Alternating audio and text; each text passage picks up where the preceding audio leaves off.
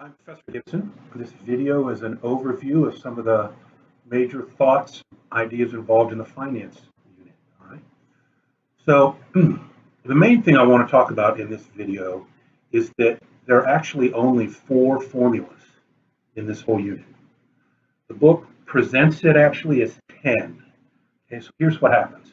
The 4 formulas, as I see it, are simple interest, compound interest, and then savings annuities, and payout or loan annuities. Now, the book presents payouts and loans as if they were 2 formulas, but if you look, you will see it's exactly the same formula.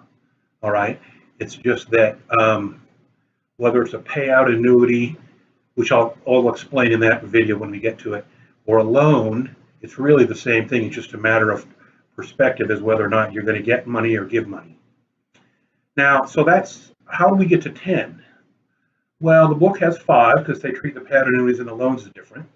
But then also for each one of these kinds of questions, they can ask you for one of 2 things, and the book creates 2 separate formulas. Okay, our book's not the only one that does that. I've seen it before. I really think that makes things more complicated. All right, so I'll show you as we go through things in the later videos how to answer this with just the 4 formulas. All right. So the other thing that's going to happen here is that I've learned over the years that one of the challenges for many students is getting the annuities formulas in particular, and sometimes the compound interest, but mainly the annuities, entered correctly into the calculator. So there are, there's a zillion different kinds of calculators out there. There's different ways that they have you enter stuff, especially the way the exponents work are different from calculator to calculator. So what I'm going to do is I'm going to show you how to do this in Excel, all right? How you enter these formulas into Excel. And really, don't worry about it if you haven't had Excel. We're just going to use it like a giant calculator, okay? We're really going to type in just like it's a calculator. It has its own little syntax. It's not tricky.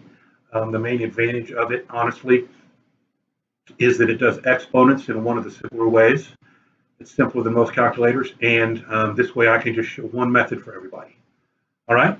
So that is it for the overview.